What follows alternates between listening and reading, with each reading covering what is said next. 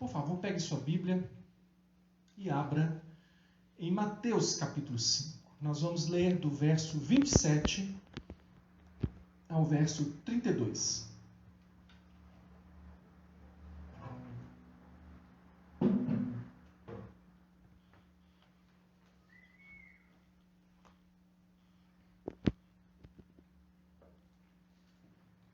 Mateus, capítulo 5, do verso 27 ao 32, a gente tem chamado ensinos do alto, porque é ensino de cima, né? Ensino de Deus, é o ensino do reino, mas nós estamos estudando o Sermão do Monte. O Sermão do Monte é a lei do reino, é o Senhor Jesus explicando o sentido da lei e o sentido da palavra dele. Ele é a própria palavra. Então, acompanhe aí, não fique aí só ouvindo, tá bom? Não fique aí deitado. Tá deitado, irmão? Não fica deitado, não. Levante aí, pegue a sua Bíblia, cultue, tá bom? Capítulo 5, verso 27 até o verso 32, está escrito assim: Ouviste o que foi dito, não adulterarás. Eu, porém, vos digo, qualquer que olhar para uma mulher com intenção impura no coração, já adulterou com ela. Se o teu olho direito te faz tropeçar, arranca-o e lança-o de ti, pois te convém que se perca um dos teus membros e não seja todo o teu corpo lançado no inferno. E se a tua mão direita te faz tropeçar, corta, lança de ti, pois te convém que se perca um dos teus membros e não vá todo o teu corpo para o inferno. Também foi dito, aquele que repudiar sua mulher, dê-lhe carta de divórcio. Eu, porém, vos digo, qualquer que repudiar sua mulher, exceto em caso de relações sexuais ilícitas, a expõe a tornar-se adúltera, e aquele que casar com a repudiada comete adultério. Vamos orar? Senhor, nós somos agradecidos ao Senhor pela Tua palavra, pela santidade da Tua palavra, pelo poder da Tua palavra e pela acessibilidade da Tua palavra. Nós temos acesso, Senhor. A Tua palavra está aqui e nós vamos entendê-la, nós vamos estudá-la, nós vamos buscar no Senhor o entendimento. E estamos buscando agora que o Espírito do Senhor nos ensine a verdade que está aqui, que o Senhor nos enche do Teu Espírito em nome de Jesus. Amém. Amém. Deixa eu te perguntar uma coisa. Será, irmão, que é errado falar de sexo na igreja? Será que é impróprio falar de sexo na igreja? Porque tem gente que acha que é. Ou às vezes dá a impressão de que se acha que é. Acontece que absolutamente não é errado falar de sexo na igreja. Na verdade, nós temos que nos lembrar que Deus criou o sexo. Deus criou. Isso não é vergonhoso. O sexo não é vergonhoso. Você já pensou, você que está aí assim, cheio de pudores, falou a palavra sexo no microfone da igreja, na hora do culto. Você já pensou que Deus colocou a mão para fazer? Que ele se envolveu, que a criação do homem é diferenciada, inclusive, do restante da criação, que Deus fez, irmão, Deus fez a anatomia do ser humano. Ele fez. E a propósito, na criação, não somente de macho e fêmea, isso aí os animais também têm, mas na sexualidade humana, que é diferenciada dos animais. O sexo para os homens, para homem e mulher, o sexo para a raça humana, segundo a palavra de Deus, ele é diferenciado, é diferente. Irmão, Deus falou para Adão e Eva, sejam férteis e multipliquem-se. O que você acha de que Deus estava falando? Estava falando de quê? Estava falando de fazer sexo. E sexo não é só para procriação. Sexo eu vou mostrar aqui um pouco da palavra de Deus. Eu sei que a Bíblia fala muito mais do que eu vou citar. Eu vou citar aqui, de leve. que a palavra de Deus fala, porque eu quero dar a ênfase no texto do Sermão do Monte que nós estamos vendo hoje. Mas sexo não é só para procriação, é para prazer e intimidade. Ele está dentro daquilo que Deus falou que é muito bom da criação do homem. O capítulo 4 de Gênesis fala que coabitou o homem com Eva, né? Ou conheceu, em outras versões fala. Irmão, ali está falando de intimidade sexual. Então, de modo algum, o sexo é algo que a Bíblia não fala. A Bíblia fala fartamente. Olha o que Provérbios fala. Provérbios fala assim, lá em Provérbios 5, fala assim: beba das águas da tua cisterna, que os seios da tua esposa te fartem de prazer. Olha aqui, fala de prazer. Prazer sexual. Águas da tua cisterna, porque está falando do mesmo assunto que nós vamos falar aqui hoje, que é fidelidade no casamento. Beba água da tua cisterna, que te fartem de prazer. Então, sexo não é meramente para a procriação. Hebreus fala o seguinte: digno de honra seja o leito sem mácula. Irmãos, a gente é cheio de pudores, né? Fica bonitinho, agradável colocar leito, mas a palavra lá é coito. Digno de honra seja a relação sexual, homem e mulher. Digno de honra seja santo. O leito seja santa. A relação sexual. Não há problema em falar de relação sexual. Aliás, a Bíblia fala de sexo e fala a verdade. O problema começa quando Satanás começa a falar de sexo, e ele fala muito e fala mentira. E é em relação a isso que nós precisamos pensar. Nós vivemos uma cultura sexualizada. Não é sensualizada. Sensualizada passou, irmão. Já passou e ultrapassou muito. É uma cultura do sexo. O sexo como um alvo um objetivo de prazer. Está no top do que alguém precisa fazer para ser gente. Se você não faz, você não é nem gente. Eu pergunto aí para você. Você ouviu sobre sexo dos seus pais? Ou foi em outra situação? Talvez com amigos? Boa parte dos nossos jovens hoje, de muita gente, não é só jovem, já é adulto aí, aprendeu sobre sexo com pornografia. É esse o mundo onde nós estamos. Onde os pais não falam sobre sexo com os filhos, onde o assunto é tabu, mas os amigos falam muito. A internet é um banquete de imoralidade e do desvio, da mentira, igual eu estou falando, do desvio do propósito de Deus. E eu ainda te pergunto, você crente no Senhor Jesus, sua vida buscando a santificação, você que é adulto, você está preparado para falar sobre sexo biblicamente? Você consegue falar de sexo biblicamente? Porque a Bíblia fala muito de sexo. Aqui está Jesus no Sermão do Monte e ele está falando de sexo. Está falando de sexo. É a palavra dele, ele nos criou. Você consegue falar? E aí eu quero fazer algumas observações rápidas aqui no texto de Mateus 5, e depois quero ampliar um pouco com outros textos que vão nos ajudar também. Mas olha aqui alguns detalhes nesse texto que nós já lemos. Não vou ler de novo, mas olha alguns detalhes aqui desse texto. Ele fala sobre ouviste o que foi dito, né? Ouviste o que foi dito. É uma repetição aqui do ouviste o que foi dito aos antigos. Aí nós ainda vamos ver mais outras expressões dessas de Jesus aqui nesse capítulo 5.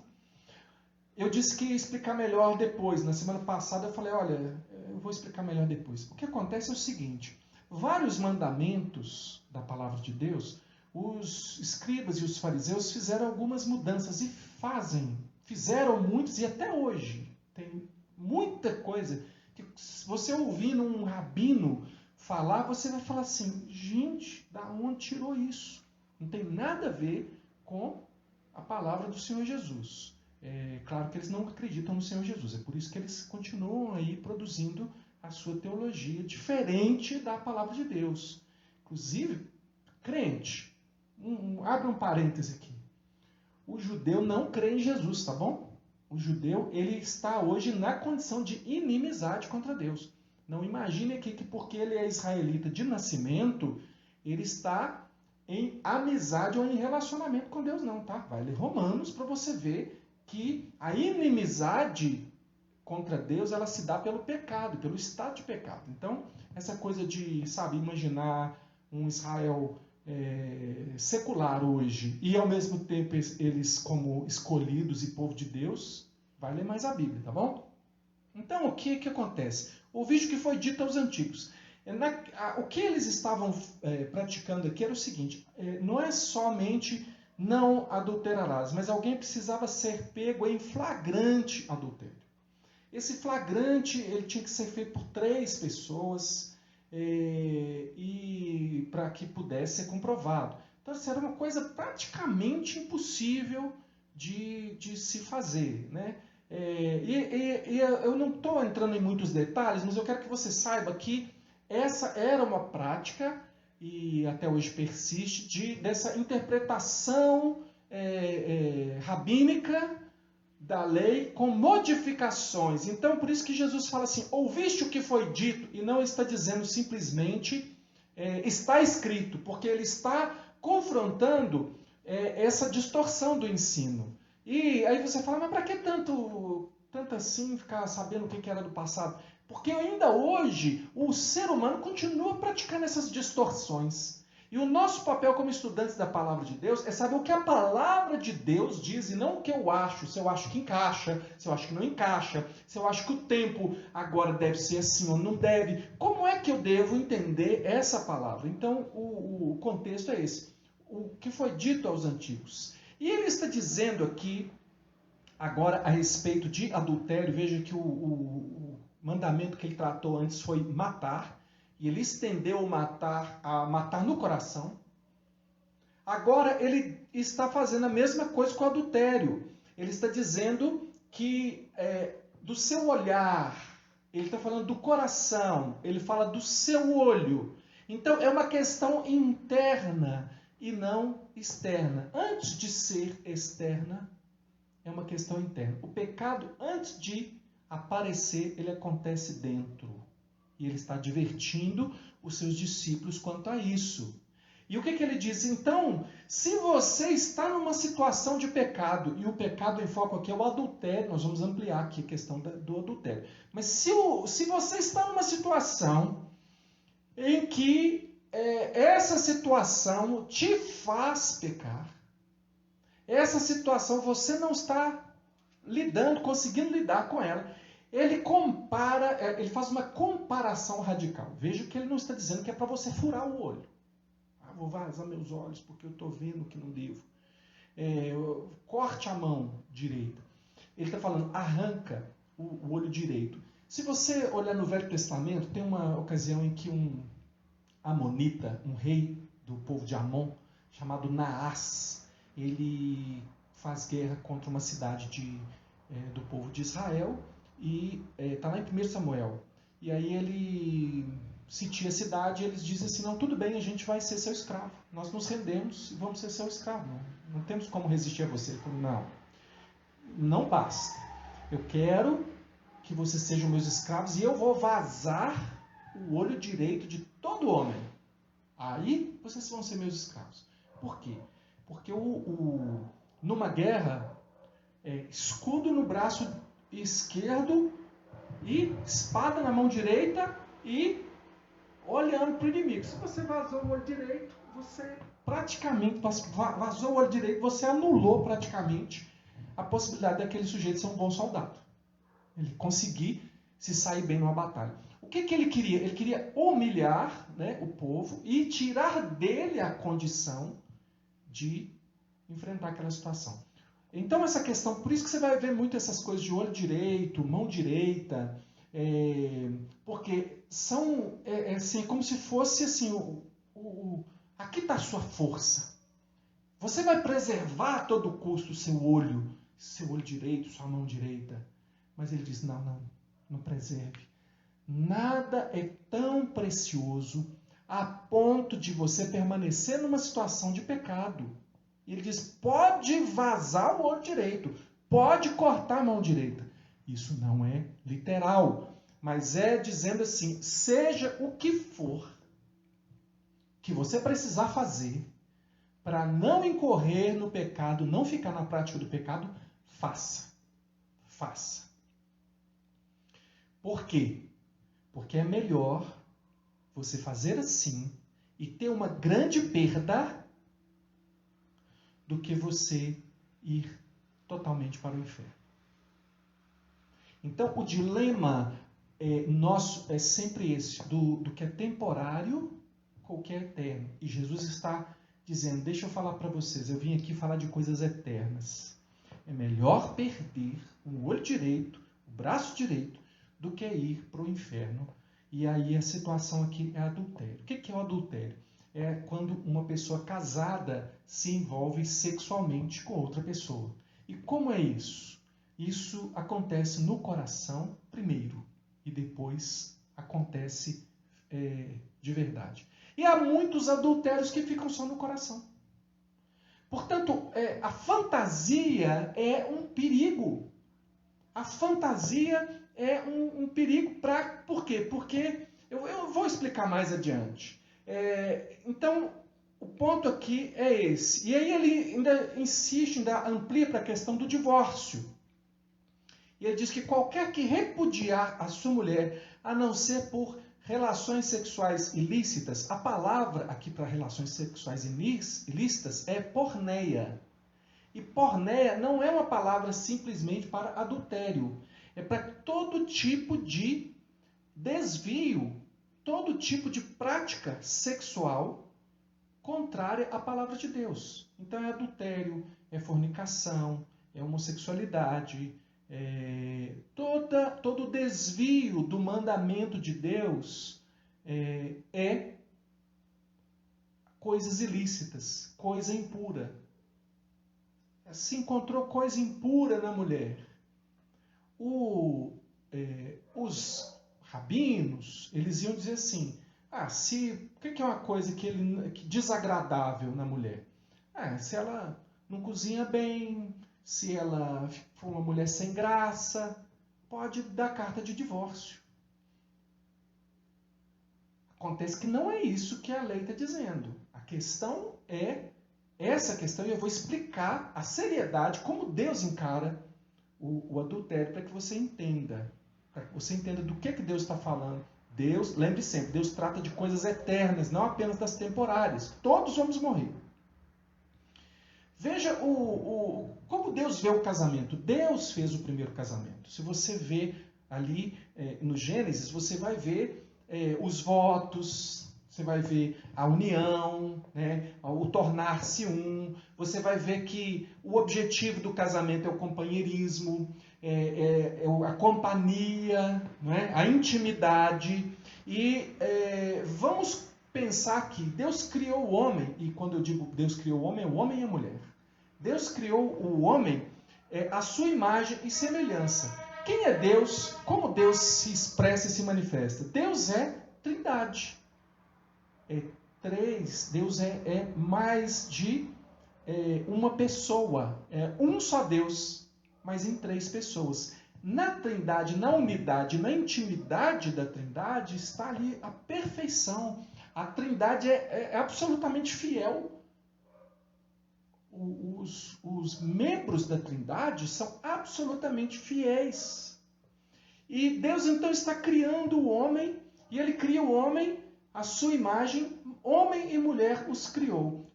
Imagem e semelhança, não igualdade, semelhança. Na semelhança do homem e mulher, o casamento espelha a unidade da trindade. É um espelho, um reflexo dessa unidade indissolúvel, da beleza, da complementaridade, da companhia, da completude. Isso que é o casamento. Então, quebrar essa intimidade e essa fidelidade é uma aversão à imagem de Deus. Veja que Jesus está tratando de dois casos, assassinato e adultério, que eram pecados com pena de morte no Antigo Testamento. Eu não tenho como explicar, ampliar isso aqui, mas você precisa saber que era uma teocracia. Deus era quem estava no governo de Israel. O que Israel fez a partir da lei que recebeu é outra coisa. Mas Deus é quem... Deus está dando as leis e Deus era o rei de Israel. Deus era o cumpridor e o aplicador da lei. Então, dentro da teocracia judaica, que era esse governo de Deus para ter uma nação que fosse até as outras nações, assassinato e adultério são penalizados com a morte. Então, o que Deus está dizendo? Não destrua a vida individual, porque senão você será penalizado com a morte. Não destrua a vida de um só corpo, de unidade do casal, senão você será penalizado com a morte. Nós sabemos que ambos se tornam um. Homem e mulher são feitos uma só carne. Por isso deixará o homem pai e mãe e se unirá à sua mulher. Por isso ele se torna uma só carne. O adultério é uma quebra dessa unidade. Portanto, está ali penalizado com a morte também. Mas a pena de morte, puxa, é tão cruel, né? Essas coisas passaram. Ainda bem, né? Que está no Velho Testamento. Deixa eu te falar. A pena de morte, eu te falei que eu não tenho tempo para explicar a questão da teocracia judaica e eu não tenho, não é o objetivo aqui. Mas deixa eu te falar uma coisa. Não passou, não. Mas é que a gente pode matar? Não, a gente não está na lei judaica. A morte, que é a morte com a qual Jesus está preocupado aqui, e ele está falando, e que Deus está de fato preocupado e agindo e falando a respeito dela, foi aquela que foi avisada a Adão e Eva, no dia em que comeres, certamente morrerás. Ele está falando em especial de morte eterna. Veja que para Jesus não tem problema arrancar um braço, arrancar um olho. Não tem problema no Novo Testamento você morrer por causa de Jesus. Você ser morto, como martirizado por causa de Jesus. Porque nós cristãos cremos em vida eterna. Então morrer em fidelidade ao Senhor é lucro. Para mim o viver é Cristo e morrer é lucro, dizia o apóstolo Paulo. Então a gente tem muito apego a essa vida aqui. Como se a gente pudesse garanti-la e mantê-la. Gente, nós morremos. Nossa vida é um sopro. E se você não está preocupado com a sua vida eterna, está preocupado com a vida atual, é porque você não conhece a Deus. Não conhece a Deus. Se você prefere se manter no pecado, é porque a vida presente é muito importante para você, os prazeres terrenos são muito importantes para você, você não prioriza a eternidade. A advertência que o Senhor Jesus está fazendo é essa. A pena de morte, ela é mantida, e a pior morte, a morte eterna, está mantida para todo pecador, inclusive para o adúltero. Então, o divórcio, pensa comigo, no divórcio morreu o outro, né? Então, no divórcio, lá na teocracia judaica, lá dos 10 mandamentos, morreu o outro. Então, o sujeito que está vivo, que foi inocente na questão do adultério, está livre. É por isso que Jesus está dizendo aqui, se não for por causa de porneia, se não for por causa de imoralidade sexual, se não for por causa de infidelidade, que pode ser no coração, que pode ser de várias formas, se não for por isso, não pode. Porque na teocracia, essa pessoa infiel seria morta. Seria morta. Estaria morta. Então, a quebra, ela se dá pela porneia ou pelo pecado sexual.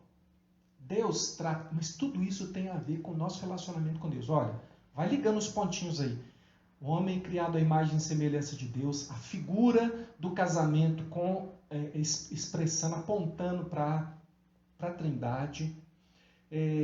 Deus trata o pecado da infidelidade conjugal como uma expressão do que foi a infidelidade de Israel. Ezequiel, o profeta Ezequiel, ele chama o desvio de Israel de ter abandonado a lei de Deus e procurado os egípcios e os assírios e outros povos nos seus costumes, na sua lei, na sua maneira de viver, no seu socorro. Deus diz que Israel se prostituiu.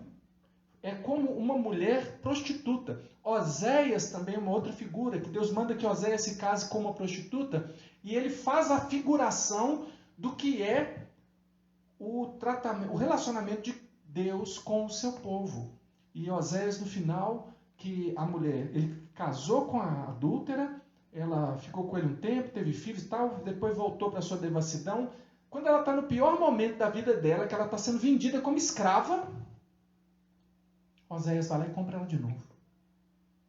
Para mostrar o que Deus fez ao nos resgatar. É isso que Deus faz quando Ele nos resgata. Então é muito sério o relacionamento de Deus conosco. O relacionamento da igreja com Cristo é simbolizado no casamento. Isso está no Novo Testamento. Então veja a seriedade. E como que isso tudo isso é muito simbólico, irmãos. Vocês sabem que a lei, a Bíblia diz em Gálatas, que é como se fosse um aio, ou como se fosse um tutor, que criou aquele povo de Israel ainda criança, ainda sem desenvolvimento, sem entendimento, conduziu esse povo até Cristo. Em Cristo nós temos a maturidade espiritual. Então a realidade espiritual é mais profunda. Nós estamos falando aqui não apenas de apedrejamento ou morte por causa de adultério, mas nós estamos falando da morte espiritual. E a lei do Antigo Testamento, ela cumpriu o seu papel, trazendo o povo até Cristo. E está aqui Cristo dizendo a lei do reino.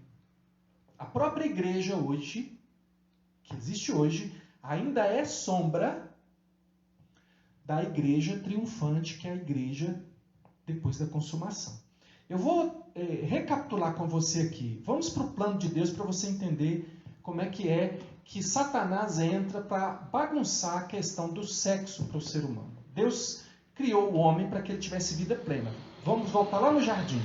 O plano original de Deus era que o homem pudesse gozar de intimidade, homem e mulher, e companheirismo nesse plano, num relacionamento com Deus, um relacionamento vertical, e num relacionamento horizontal. Homem e mulher, relacionamento com Deus. Maravilha! O que vem? A queda. Na queda, o homem se torna egoísta e individualista. Aí ele se separa. Começa a haver a tendência para a separação ali. E a morte espiritual se estabelece. É mudar a estrutura do ser humano. Lembra quando Deus chega no jardim? Uma das perguntas que Deus faz é: quem fez saber que você estava nu? Quem? Como é que o conhecimento do que é mal chegou até você? Alguém estranho, mal intencionado, entrou na intimidade do casal. E a sedução se deu pela instigação do desejo. O desejo. Olha só, eu vou ler aqui Gênesis 3:6. Olha como é que a Bíblia descreve que foi o processo do pecado. Vendo a mulher que a árvore era boa para se comer, agradável aos olhos, e árvore desejável, desejo, para dar entendimento, tomou-lhe do fruto, comeu, deu ao marido, ele comeu. Então, preste atenção. Olha o alerta de Deus. Cuidado com a cobiça. Cuidado com o que você quer. Cuidado com o desejo. Tiago 4:1 diz assim: de onde procedem as guerras e contendas que há entre vós? De onde? Da pornografia do mundo sexualizado, das pessoas que ficam chamando você para fazer coisa que você não deve. Não é isso não. Se você abrir a sua Bíblia, você vai ver que está escrito assim: de onde procedem as guerras e contendas que há entre vós? De onde, senão dos prazeres que militam na vossa carne. Desde a queda existe uma militância, isso é militar, é de guerra. Existe uma guerra dentro de você para que você dê vazão ao seu desejo, assim como Eva deu vazão ao seu desejo e também Adão deu vazão ao seu desejo. E o desejo deles foi contra eles. Esse é o aviso de Deus para Caim. Aquilo que o pecado jaz a porta, o teu desejo será contra ti e cumpre a ti dominá-lo. Cuidado com o que você quer. O desejo que você chama de necessidade.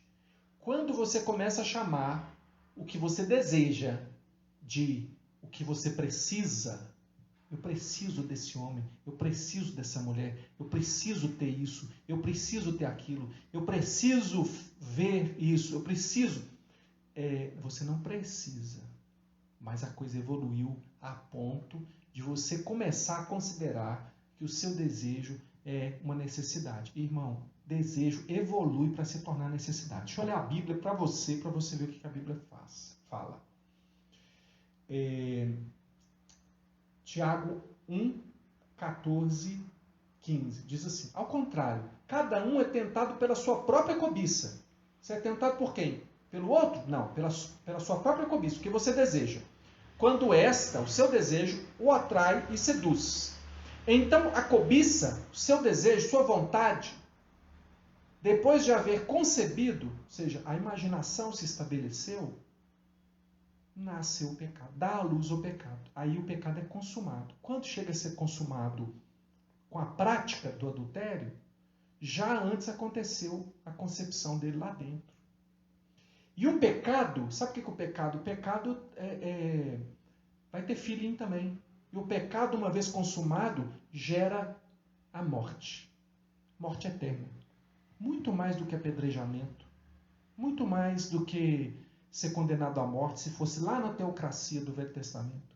Então, a advertência de Deus é: não troque a sua eternidade por uma paixão inútil. Quem vive como se não houvesse eternidade, troca a fé pelo desespero, a liberdade pela escravidão, a vida plena pela morte eterna. Esse é o passo. Então, por isso que eu chamei essa mensagem de sexo, vida, morte e restauração. Graças a Deus, porque há restauração em Cristo. Então, cuidado com o comportamento sensual fora do casamento. 1 Tessalonicenses 4:3 diz assim: pois esta é a vontade de Deus, a vossa santificação, que vos abstenhais da prostituição. Isso é domínio próprio. Abstém, não quero não. Tá passando aqui um bolo de chocolate. Não, mas eu estou de dieta. Como se nosso negócio vai fazer mal. Vou morrer de diabetes, não. Não quero. Me abstenho. Mas é porque você não tem vontade? Não, eu controlo a minha vontade. Uma coisa é ver, outra coisa é cobiçar. Eu posso ver uma mulher bonita e achá-la bonita. Observá-la e cobiçá-la, aí já é pecado.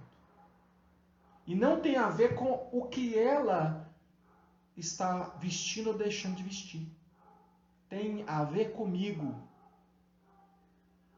Quer dizer então que não tem problema o que ela veste? Tem problema sim. Tem outro texto da Bíblia para falar disso, mas não é para agora não.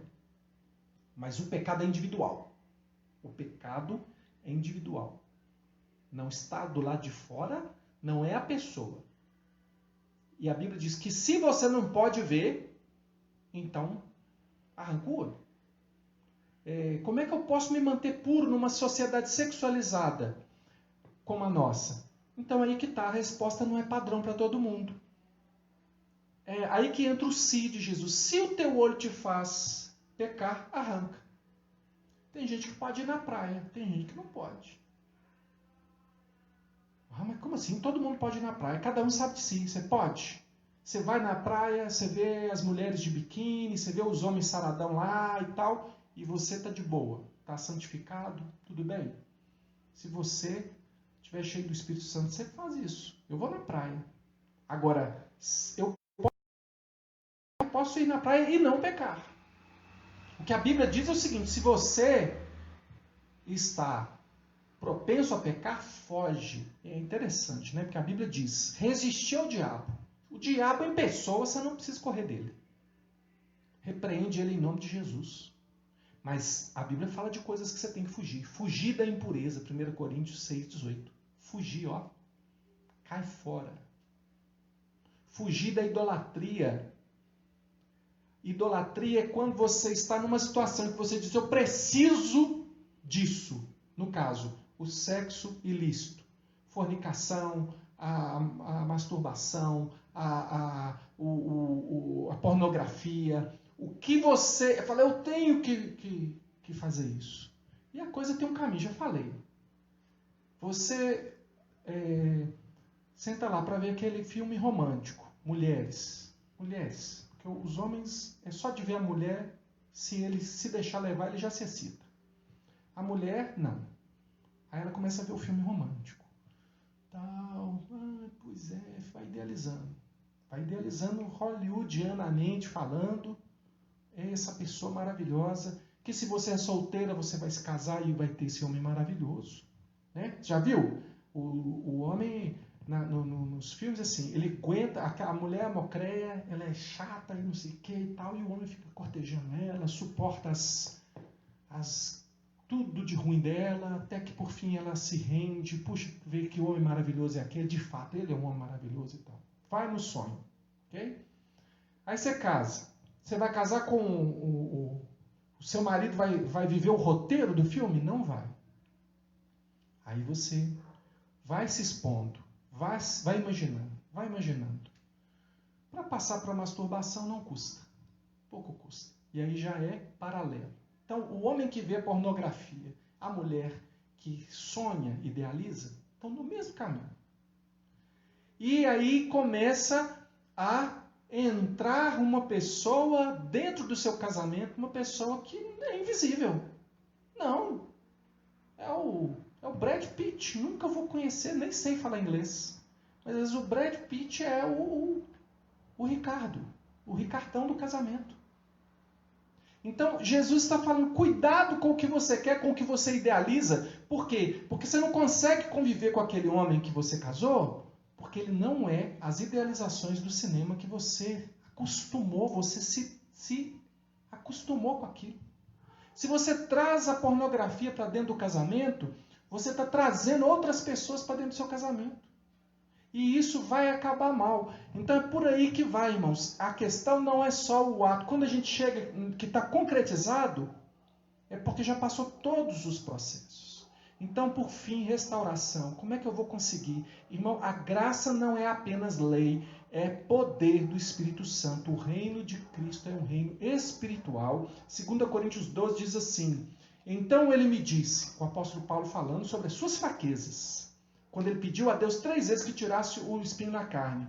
Então, como é que Deus respondeu? Então ele me disse, a minha graça te basta, porque o poder é capacidade para, o poder se aperfeiçoa na fraqueza.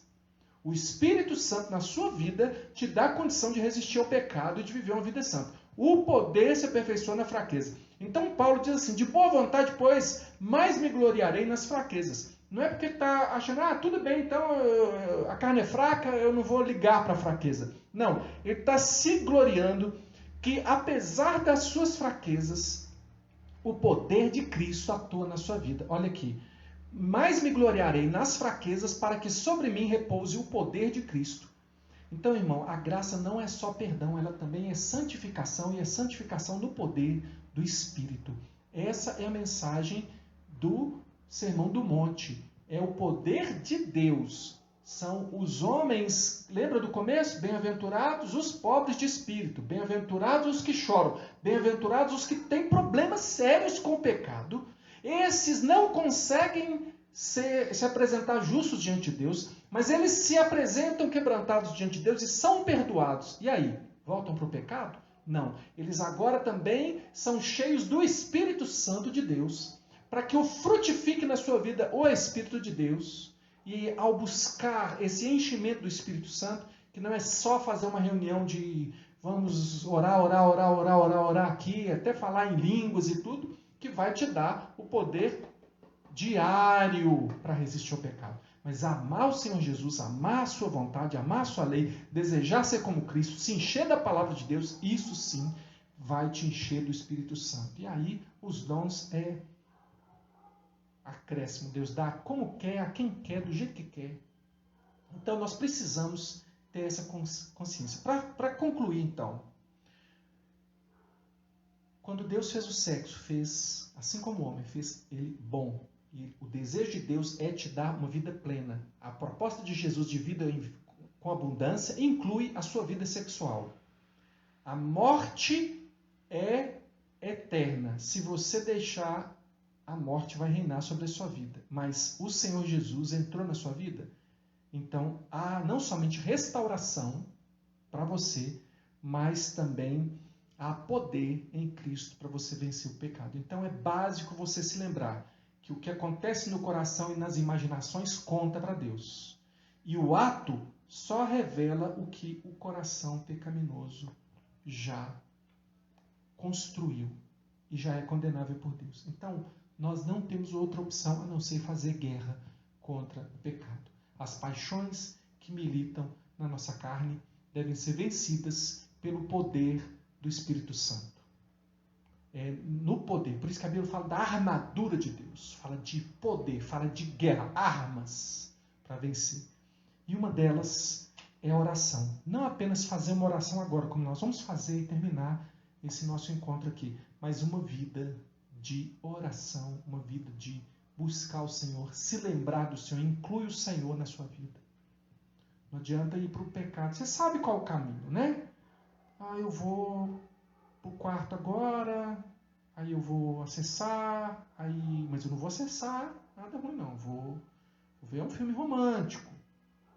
Filme romântico? Eu não dou conta, dependendo do filme eu não dou conta não. Para com isso aí, daqui a pouco eu já estou noutra situação. Conheça, saiba as armadilhas que existem contra você e evite essas armadilhas. Busque a Deus, se encha do Espírito Santo. Não é legalismo, não é só dizer assim, não adulterarás. Deus te dá poder para viver um casamento vitorioso.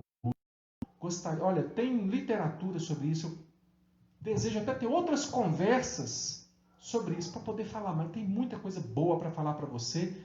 Creia, Deus tem uma vida sexual abençoada para você. Adultério fora, pecado fora. Vamos orar? Feche seus olhos. Coloque diante de Deus a sua vida. Coloque diante de Deus o seu casamento. O casamento que você tem ou o casamento que você deseja ter. Ou se você não é casado, nem será. Coloque diante de Deus a santidade da sua vida. Porque Deus deseja a sua santificação, que você se abstenha da prostituição, que você viva em santificação a Deus. Senhor, nós sabemos, a Tua palavra diz que todo pecado é fora do corpo, mas o pecado sexual é um pecado contra o próprio corpo. É coisa que marca, é coisa que arrebenta, é coisa terrível, é coisa que machuca, ó Deus, e faz muito mal dentro de um casamento. Obrigado, Senhor Deus, porque a Tua graça supera todo o pecado, porque o Teu perdão é maior do que os nossos erros, porque o Senhor está nos chamando para a santidade, mas o Senhor nos chamou, foi daquele charco de lodo, ó Deus, que o Salmo 40 fala, o Senhor nos tirou lá daquele charco de lodo, do pecado, de lama, e da lama o Senhor nos transportou, nos colocou sobre uma rocha, essa rocha é o Senhor Jesus, e o Senhor Jesus diz, essa vida não é para você não, meu filho, não é para você não, minha filha, chamei você, foi para a santidade, chamei para você, você foi para uma vida plena, você não é um bicho, você não é um bicho que no dia do cio vai ter um encontro sexual com outro animal que não vai ter relação afetiva, de intimidade nenhuma, é só corpo. Você não foi chamado para isso. Você tem um Pai que é Deus. Você é imagem do Deus que goza da intimidade, que deu a você a possibilidade de viver o companheirismo e a intimidade.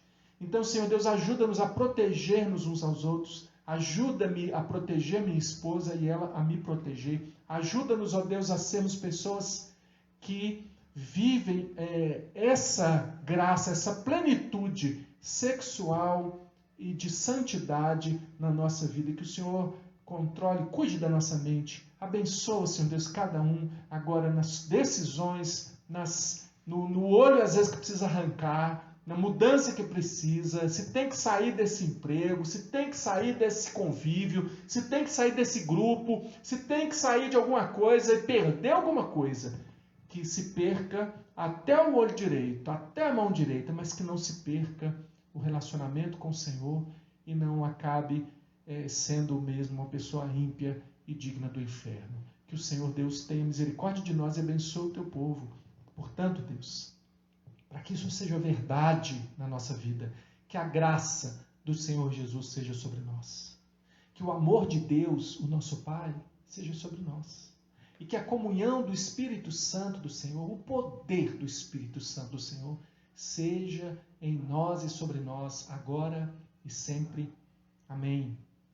Deus te abençoe, irmão. Estude a Bíblia, tem muita coisa que Deus quer falar com você.